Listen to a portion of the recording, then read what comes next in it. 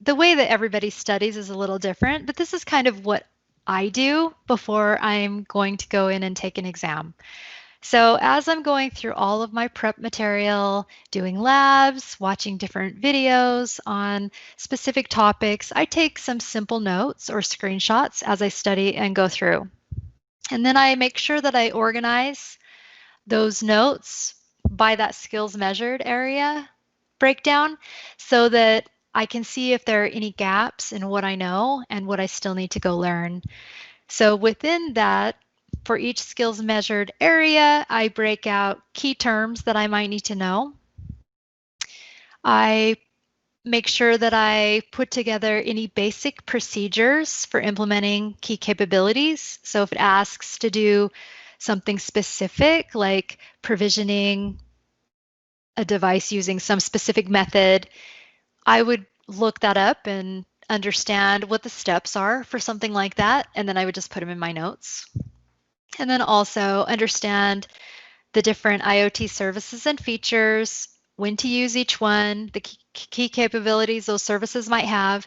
And then one thing that's important is understanding those trade-offs and the pros and cons, because sometimes it will ask you a question, it'll give you a scenario and ask you which is the best fit. And so you're kind of picking a service or option based on a scenario. And so if you understand the trade-offs, you would understand when it's appropriate to use a specific feature or service. And then after I have all my notes and I feel like I've gone through everything and my exam is coming up, then I usually go back through all of my notes and I create a final exam prep page that's kind of like a 2-hour final cram session. And so I'll take key things that I might need to glance at before I go in. It could be things about options or features or throughput or key patterns. And so I'll put those into some type of a document that I can just go and refresh my memory at the last minute on those key points. And so on the right-hand side, this is kind of the outline that my exam prep took. And this is within OneNote. You can use whatever you are comfortable with. I used OneNote because it was easy for me to add screenshots and just kind of keep track as I went through study materials. So then during the exam, I do understand everybody takes tests differently. From my perspective, this is what I found works for me.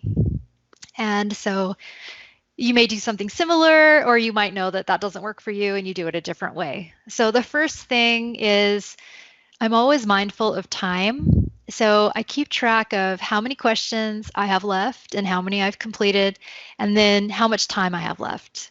And so if it says the overall number of questions is 65, I don't know how many questions you'll specifically see on your exam, but I'll keep track of that and kind of write it down on they usually give you one sheet that you can write with a marker on.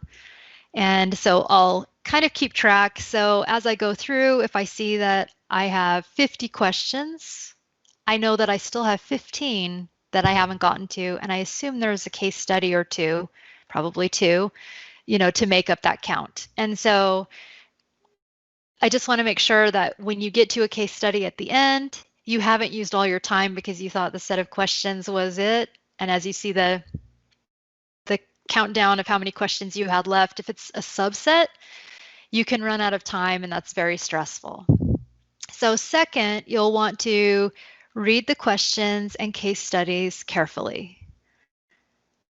So the questions sometimes have clues within them on what you should be selecting and different differentiators as you go through. If there's a choice of which service, it'll usually say something about, a clue. So for example, if it says hot path or it says real time, it could be something related to stream analytics. If it says something about needing to do something on a device immediately, it could be IoT Edge related, for example. So as you read those questions, make any mental notes. And when it comes to case studies, depending how much time you have, There are two different ways people usually go through those case studies. And if you do have a lot of time, you can read all of the information about the case study by clicking the different sections about the challenge, what they have in the current system, what they'd like to have in the future system, etc. And kind of make notes on your paper as you go through.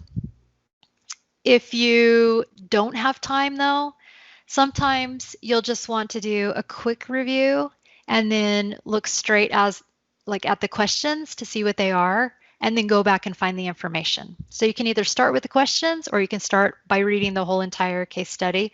Usually there's a lot of information that is not used when the questions are asked, but sometimes there's information either out of place or that helps you if you read the whole case study. So that's kind of a time-based thing and whatever works best for you. The next thing is to pace yourself. So don't get stuck on a question that you're not sure of. It's really easy to kind of go back and forth in your mind and think about it some more. And you just kind of have to come up with your own time threshold. If you feel like you're spending more than a minute or something, whatever your time is, if you're spending more than that on a specific question you're not sure of, and there's an option to review it later. So some questions aren't like that. Some, it will ask you different versions of the same question, and once you answer, you cannot go back to those that are similar type questions. But when you do a whole group of questions, you'll know whether or not you can mark something for review. So if you can, what you'll want to do is just make your best guess, mark it for review, and move on. And that's the best thing, to just keep moving so that you don't use up all your time on a couple of questions towards the beginning, and then the rest of the exam, you'll be stressed about running out of time. So the next thing that I do when I'm taking an exam is I reserve an area on that note page for topics that I'm not sure about. So if I get a question about something and it's like, oh gosh, I didn't even know that that was an option. I don't even know anything about that. What is this thing that it's asking? I'll make a note on the page. And I won't write the whole entire question out, but I'll just write whatever the technology was, just basic to kind of jog my memory later of what that was. And so I'll make a short note and I'll continue on. So the reason for that is just in case I don't pass the exam and I want to make sure that I study anything I didn't know, I have this short list now of these topics that I can go back to later. Okay, so then the next thing here is to answer all the questions. So there's a penalty if you don't answer. Obviously, you won't get a point for it.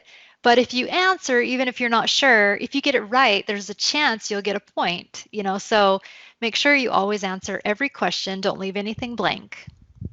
And then also, after you've answered all the questions and you finish the exam and you find out whether or not you passed, if for some reason you did not pass, you want to actually take a couple minutes, review that short list of topics that you weren't sure of, get those items into your mind so that you can kind of remember them.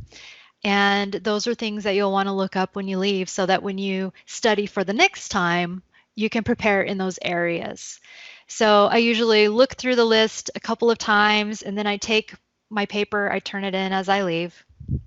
And the first thing I do is go to my car and on a scrap piece of paper or some type of paper that I have, I write down the topics that I need to study for next time. And if you can, first you'll just write down those little quick short topics, and then if you can remember more about it, like, oh, maybe this was used in this scenario and it had these other options, you can start to expand on what you remember about the question and get as much detail as you can so that you can go home or to work and look up as much information about that as you can before you forget. Because usually if it's in an area that you don't know very well, it won't stick with you and you won't remember it later. So you'll want to get it down on paper for your own study use. All right, so that's the last thing that I have. Hopefully you find those tips kind of helpful. And like I said, that's just what works for me. You can make up your own strategy to test taking, and I wish you the best of luck. So as you're going through, if you do have questions, let me know. But also, I would like to ask if you can just please go through and fill out this survey on the study group. So as we put together our schedule for our next fiscal year, I'd like to know what you found helpful in the study group, whether it gave you some good pointers on where you should go and study as far as what's going to be on the exam, whether you thought the resources and the quick reference guides were helpful. Were the labs helpful? You know, is there anything that we would need to change going forward? And so if you'll just please fill that survey out, I would really appreciate it. And thank you so much for your time. Thanks for joining the series.